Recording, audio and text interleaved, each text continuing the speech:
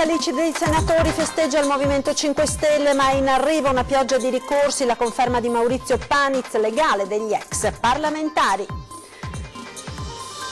Olimpiadi invernali 2026 al CONI stamane vertice operativo, il governatore Zaia, siamo carichi e motivati, e sull'ipotesi di referendum a Cortina siamo già ai tempi supplementari, non c'è più tempo. Un team di ricercatori e formatori per insegnare la storia e la cultura veneta dal prossimo anno scolastico, via libera con la firma Ministero-Regione. Svolta nell'inchiesta sul ferimento di uno studente trevigiano trovato con un coltello in gola lo scorso agosto, avrebbe fatto tutto da solo. Simulano un incidente stradale con feriti per frodare l'assicurazione incolpando una 47enne vicentino di Orgiano, denunciati in 5. Disagi almeno fino a stasera per i 1000 tra residenti e negozianti di Macerata senza gas per un'infiltrazione di acqua nelle tubature, attività bloccate e problemi alle abitazioni. Tornano le grandi mostre a Vicenza, presentata la Kermesse dal titolo Il trionfo del colore, che comincerà il prossimo 23 novembre a Palazzo Chiericati.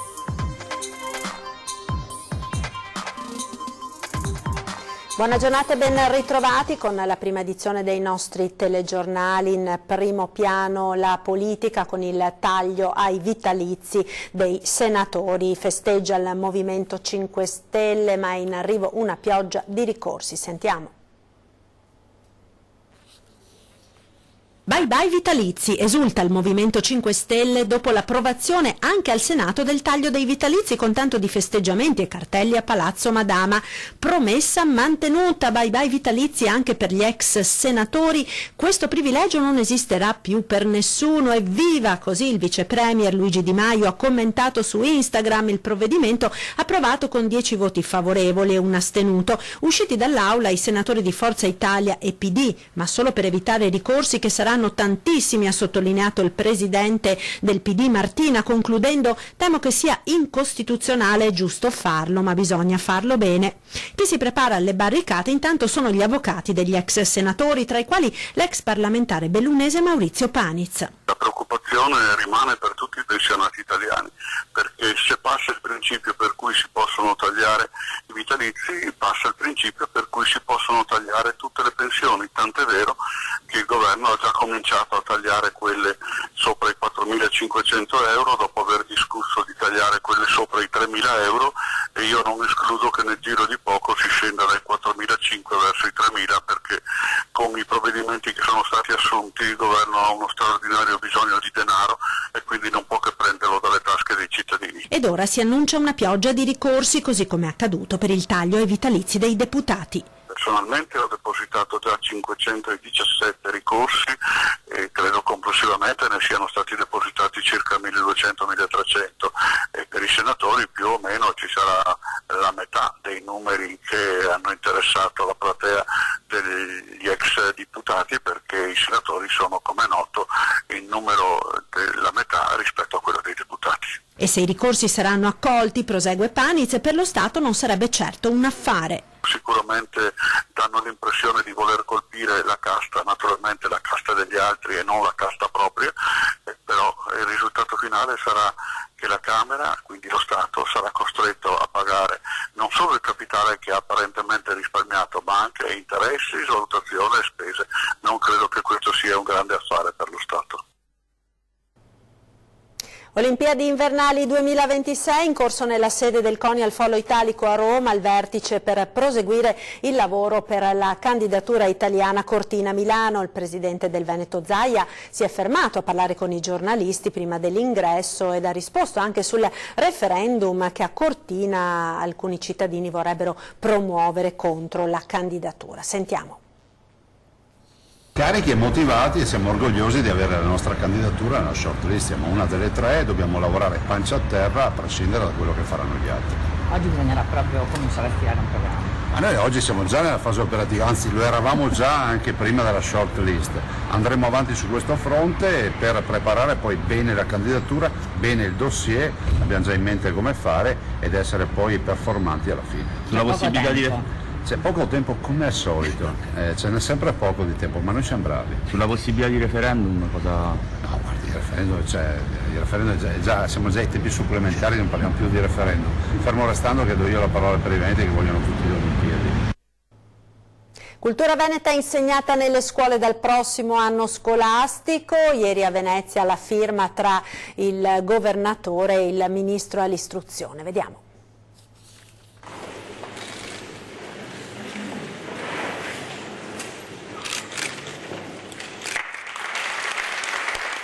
Una firma che il governatore Zaia definisce storica, quella col ministro all'istruzione Marco Bussetti nella scuola grande di San Rocco a Venezia. Un protocollo d'intesa per lo sviluppo delle competenze degli alunni in materia di storia e cultura del Veneto. Parliamo della possibilità nell'ambito di quelle scelte autonome all'interno della scuola di poter dar corso a un programma di formazione di alcuni docenti rispetto alla storia, alla cultura e all'identità veneta. Anche qui con la volontà di essere, come si può dire, poliedrici nell'offerta formativa, e quindi oggi noi siamo qui a presentare una firma storica.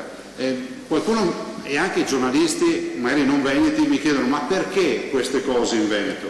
Intanto perché noi qui abbiamo fatto un referendum e i veneti si sono espressi per l'autonomia, e l'autonomia è una condizione di vita, no? Di rispetto delle leggi ma anche di voler fare. Lo diceva il vecchio presidente napolitano, diceva l'autonomia è una vera assunzione di responsabilità, e noi siamo una comunità responsabile come la Lombardia, l'Emilia Romagna, sono tutti quelli che chiedono di poter avere più autonomia. Il protocollo prevede la selezione di 5 insegnanti da destinare ad attività di studio, ricerca e diffusione di unità didattiche di apprendimento sulla storia e la cultura veneta.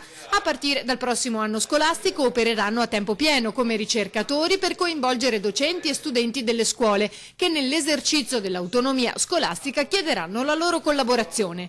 Presenti alla firma autorità regionali, rappresentanti dell'ufficio scolastico regionale del mondo della scuola, anche se evidenzia il rettore dell'Università Ca' Foscari bisogna andare oltre. Connotare e dare forza alla cultura locale è importante. Io devo dire, rimango comunque convinto che sia importante che la scuola rimanga aperta, guardi al mondo e faccia della propria identità un modo, una forza, attraverso la propria identità dia forza la capacità di dialogare con il resto del mondo.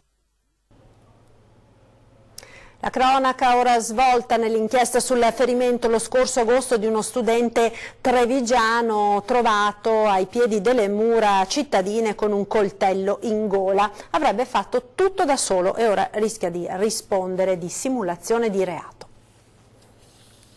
Da vittima di una feroce aggressione ha indagato. Per la Procura della Repubblica di Treviso sarebbe stato lo stesso diciottenne trovato riverso a terra ai giardinetti di Fra Giocondo a inizio agosto a conficcarsi un coltello da cucina nel collo, non ledendo solo per qualche centimetro parti vitali. Il ragazzo, studente all'Istituto Turazza, si sarebbe inventato tutto, tanto che il sostituto procuratore Davide Romanelli lo ha iscritto nel registro degli indagati con l'accusa di simulazione di reato. Nei giorni scorsi, di fronte al magistrato che gli ha chiesto conto dell'accaduto, il diciottenne si è avvalso della facoltà di non rispondere. Quando a notte fonda era stato trovato da alcuni passanti, aveva raccontato alla polizia di essere stato aggredito da 3 giovani, 2 italiani e uno straniero, ma le indagini della squadra mobile non hanno trovato alcun riscontro alla versione dello studente, che si era fortunatamente ripreso poi in poche settimane. Ora la svolta: nessuna aggressione, nessun agguato, probabilmente un gesto di autolesionismo che il ragazzo ha compiuto in un momento di malessere, forse per attirare l'attenzione della famiglia. Da Vicenza ora simulano un incidente per frodare l'assicurazione, incidente stradale con feriti, ed incolpano un 47enne di Orgiano. Sono stati denunciati. Sentiamo.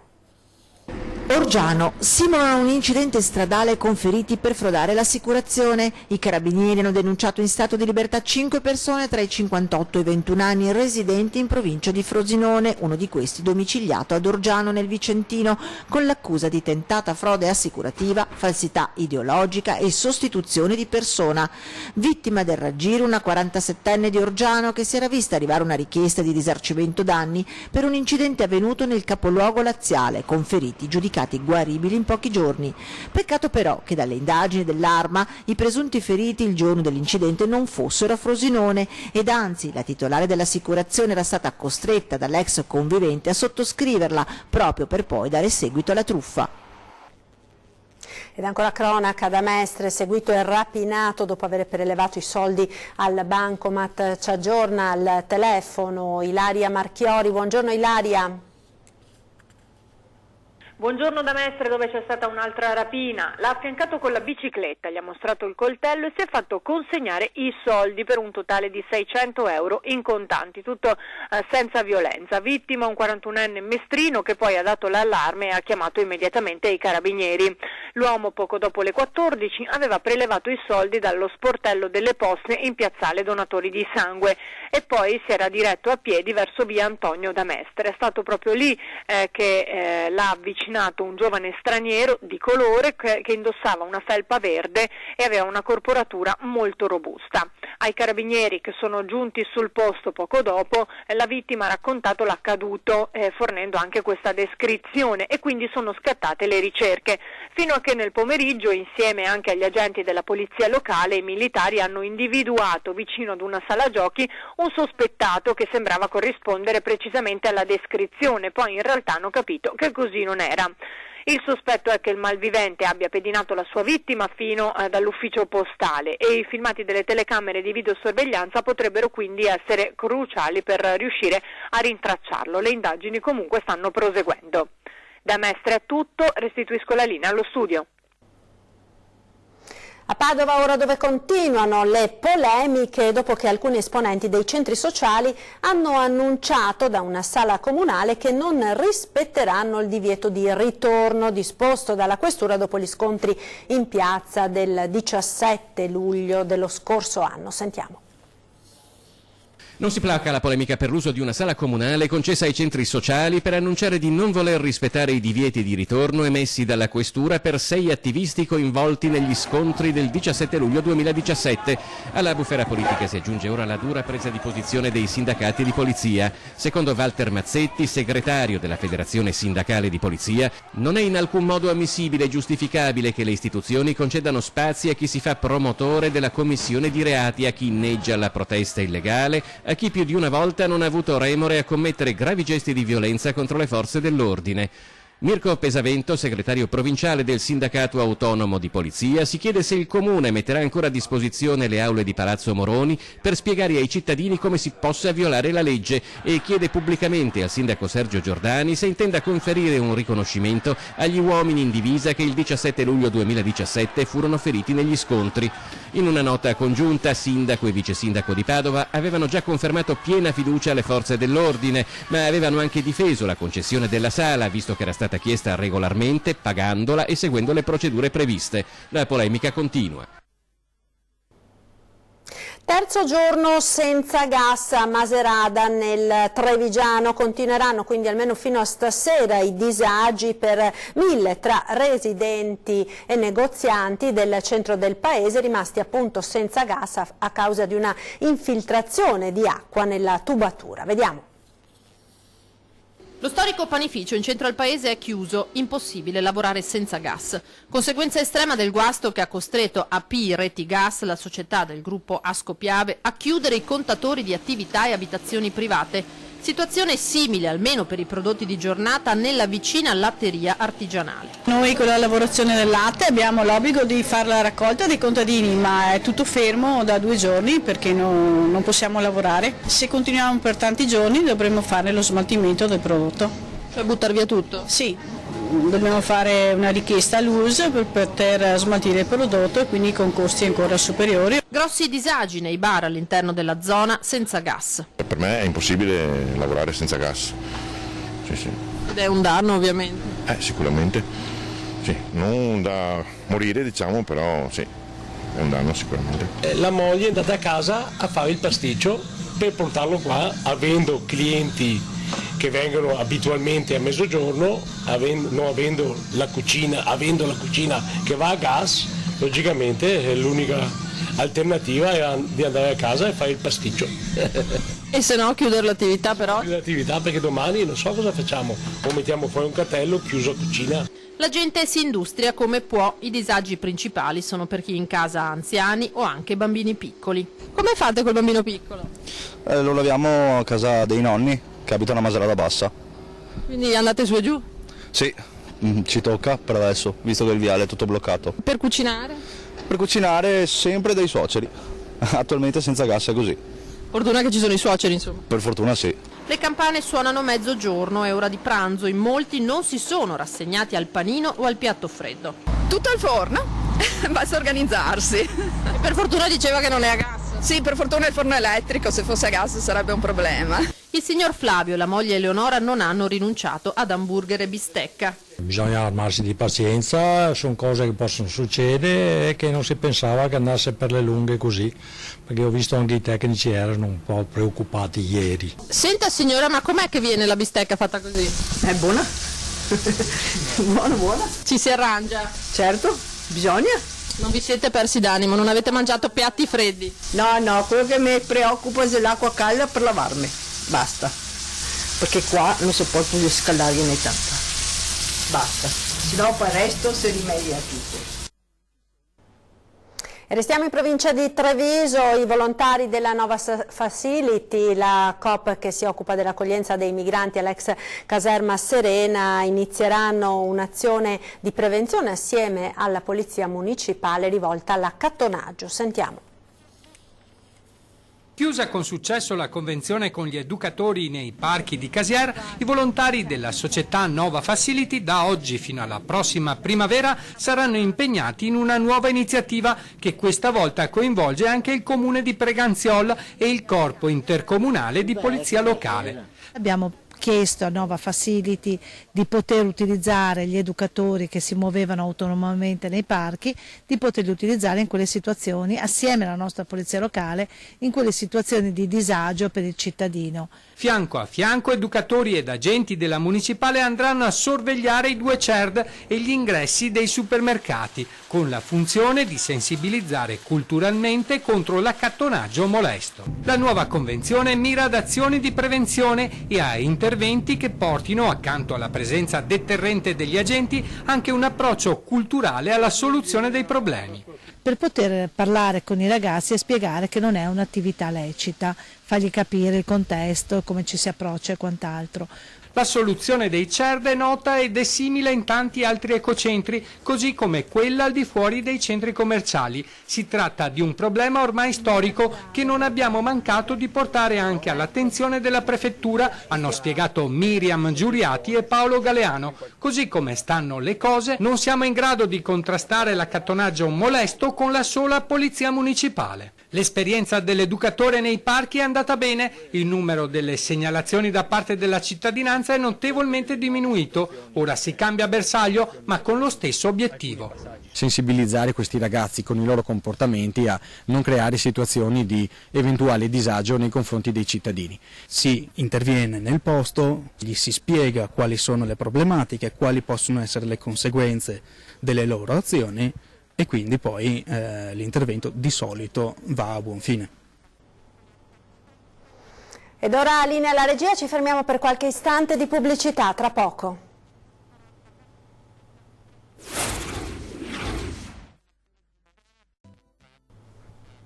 E rieccoci in diretta con la prima edizione dei nostri TG, ora la storia a lieto fine di una bimba nata all'ospedale di Treviso, prematura, pesava meno di 400 grammi, dopo mesi difficili e di cure la piccina ce l'ha fatta e sta bene. Quando è venuta alla luce, prematura, all'ospedale Cafoncello di Treviso, pesava 399 grammi appena, una creatura minuscola, ma evidentemente con una forza incredibile, perché la storia di questa bambina è un vero miracolo e dopo mesi di cure incessanti la piccola è potuta andare a casa con mamma e papà ad affrontare la vita. La particolarità di questa bimba è che nonostante fosse 28 settimane gestazionali pesava molto poco, sotto i 400 grammi. Bambini così piccoli a volte non vengono neanche assistiti in alcuni centri internazionali, quindi è stata davvero un'impresa riuscire a limitare quanto più possibile gli esiti che normalmente possono colpire questi piccoli pazienti. Per lunghi e difficilissimi mesi la piccina, assistita dai medici ed infermieri della terapia intensiva neonatale con le più moderne tecnologie per i neonati prematuri, ha lottato per vivere, fino a quando dall'incubatrice al lettino riscaldato è passata all'abbraccio della mamma. Questa bimba è stata anche assistita con la marsupioterapia, che anche questa è una tecnica che viene adottata in tutti i centri di terapia intensiva neonatale moderni e che prevede proprio che la mamma faccia da incubatrice, quindi quando la mamma è presente si pone il bambino tra i seni della mamma a contatto pelle a pelle per delle ore a seconda della disponibilità della mamma, e questo sicuramente favorisce l'attaccamento di un bambino che viene strappato alla nascita immediatamente per essere assistito dalle cure intensive, insomma. Alla fine la piccola ce l'ha fatta, ora è a casa con mamma e papà e sta bene. Le tappe neuroevolutive sono misurate alla tipologia di bambino e per il momento la bambina si comporta bene. A Vicenza ora il Leone Marciano all'ingresso di Trissino fa discutere un'opera come un'altra o vuole rimarcare un'identità veneta. Siamo andati a Trissino a vedere e sentire i cittadini. Il simbolo delle bandiere del Veneto autonomo, Veneto, Leone del San Marco. Spettacolo. Ci voleva? Sì. Dopo che sei chi che su Facebook ha scritto che leone proprio, per me che sia un leone che sia un gatto è sempre simbolo di Vicenza. Ci siamo girati attorno un paio di volte per verificare proprio che tutto sia a posto, che sia stato costruito bene, insomma, ha un bel vedere. Ed eccolo il leone di San Marco alle porte di Trissino, fiero ma col volto aggressivo, anche se il Vangelo è ai suoi piedi. Parla di Pax, pace. Voluto e donato dal Comitato per l'Identità Veneta, è stato inaugurato in pompa magna domenica, come ci mostrano le immagini di Vicenza Today, con presente anche il Ministro per gli Affari Regionali originario di Trissino, Erika Stefani, e il Presidente del Consiglio della Regione Veneto, Roberto Ciambetti. Inaugurando quel simbolo a Trissino noi ribadiamo un percorso che fa parte appunto della storia del Veneto, che fa parte del nostro modo anche di amministrare in terra veneta, ed è un simbolo che soprattutto ci serve per guardare avanti. Leone Marciano, espressione dell'identità veneta, mera statua di ottima fattura o simbolo di appartenenza anche politica? Le polemiche non mancano, già all'inaugurazione vi sono state contestazioni, ma i leoni in Veneto e nel Vicentino non mancano. Sì, molto bella come statua, l'abbiamo anche a Castelgomberto, molto bella. Polemiche su Facebook, contro manifestazioni, i cittadini si dividono. E qui la realtà della Lega è molto forte, la mentalità è quella in Veneto. Purtroppo è una regione molto chiusa mentalmente. Secondo me il leone, per conto mio, è solo una questione della storia, nostra storia, senza politica, assolutamente zero. Quei soldi che hanno speso sicuramente, perché hanno speso dei soldi, potevano darli all'asilo, a questo o quell'altro, che siccome dobbiamo pagarci tutto qua, hai capito, potevano spendere i soldi in un altro modo. È un leone, come ti sta a Venezia, può esserci anche qua. Sono stati i cittadini di Trissino a pagarlo, dunque nessun problema. E a Vicenza tornano le grandi mostre, è stata presentata la Kermesse Il Trionfo del Colore, che comincerà il 23 novembre a Palazzo Chiericati. A Vicenza inizia l'era delle nuove grandi mostre. Il sindaco Francesco Rucco non sfida il passato ma rilancia sul futuro e oggi scommette su Palazzo Chiericati, che dal 23 novembre al 10 marzo ospiterà Il Trionfo del Colore da Tiepolo a Canaletto e Guardi, un'operazione culturale di gemellaggio col Museo Pushkin di Mosca, da cui arriveranno molti capolavori dei grandi artisti protagonisti di quel momento magico dell'arte europea che fu il Settecento veneziano della Serenissima Repubblica. I veneziani non avevano il gusto per questo tipo di pitture, e è anche chiaro, perché un veneziano che vive a Venezia, dico sempre ai russi, e l'avevo spiegato più di una volta, uno che aveva il palazzo che dava sul Canal Grande non aveva bisogno di avere una veduta con il Canal Grande. Questa è una grande sorpresa per gli stranieri che vengono a Venezia. Vengono a Venezia e vogliono vedere Canaletto, vogliono vedere altri vedutisti. I quadri non ci sono quasi, ci sono pochissimi esempi, pochissimi. Diciamo, dopo tanto tempo tornano in patria e trovano qui un interesse enorme. Ecco. Questo è bellissimo, mi sembra, no? Dal Museo Pushkin di Mosca arriveranno 25 opere che saranno esposte assieme a molte altre del Settecento veneziano, visitabili non solo a Palazzo Chiericati ma anche a Palazzo Leoni Montanari e in una kermesse che abbraccerà tutta la città, nelle chiese e nelle ville del Rinascimento vicentino. Insomma, rispetto alle grandi mostre di Goldin in Basilica c'è un cambiamento sostanziale. La differenza è sostanziale perché rispetto al passato il rischio di impresa è assunto dall'organizzatore, i costi limitati alla guardiania e alle pulizie rimangono in capo al comune e quindi il comune ha dei costi più contenuti rispetto al passato, anche perché le risorse non consentono più investimenti milionari per delle mostre purtroppo, perché i tagli sono arrivati e dobbiamo fare conto anche con la realtà, che la realtà è proprio questa. In futuro però si tornerà a portare le grandi mostre in Basilica Palladiana. Intanto è la prima grande mostra che facciamo a Vicenza come nuova amministrazione, Palazzo Chiericati va assolutamente valorizzato, dopodiché in prospettiva già per il 2019 con allestimenti anche più importanti perché sono anche più costosi ragioneremo sull'utilizzo della Basilica anche in vista delle grandi mostre. Ed era questo l'ultimo servizio per la prima edizione dei nostri telegiornali. Tra pochissimo, ore 13, si parlerà di smog. In studio Danilo Vendrame, presidente degli autotrasportatori della Confartigianato, e Gianluigi Buosi, presidente degli autoriparatori della Confartigianato della Marca Trevigiana. Ci sarà poi anche l'assessore all'ambiente del Comune di Treviso, Alessandro Manera. E poi un'occhiata alla nostra programmazione. Stasera dopo i TG come sempre torna a 20:10, si parlerà dell'allarme eroina killer. In studio con Nicola Zanetti, Maurizio Tondato, comandante della polizia locale di Treviso, e Daniele Corbetta, presidente del CEIS appunto di Treviso. È tutto dunque, vi lascio come sempre alle previsioni del tempo per le prossime ore. Buon pomeriggio.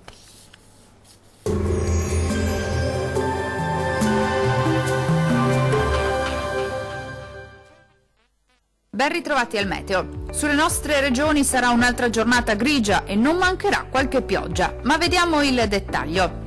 Sul Veneto sin dal mattino sarà molto nuvoloso un po' su tutti i settori, con il cielo che risulterà spesso anche coperto.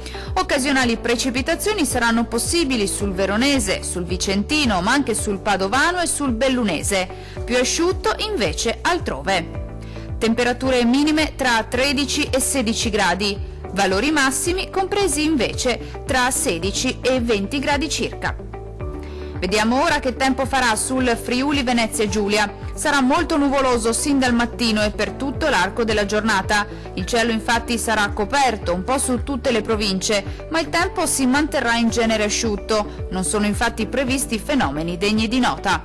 Temperature minime tra 15 e 16 gradi, massime oscillanti invece tra 20 e 22 gradi circa. Vediamo infine la situazione meteorologica del Trentino Alto Adige. Sulla nostra regione sarà una giornata all'insegna di una diffusa instabilità, con rovesci piuttosto frequenti, possibili un po' su tutti i settori. Qualche pausa più asciutta e anche soleggiata non sarà da escludere sulle Alpi di confine. Temperature minime tra 16 e 18 gradi, massime oscillanti invece tra 19 e 22 gradi circa. Dal meteo per ora è tutto, arrivederci al prossimo appuntamento.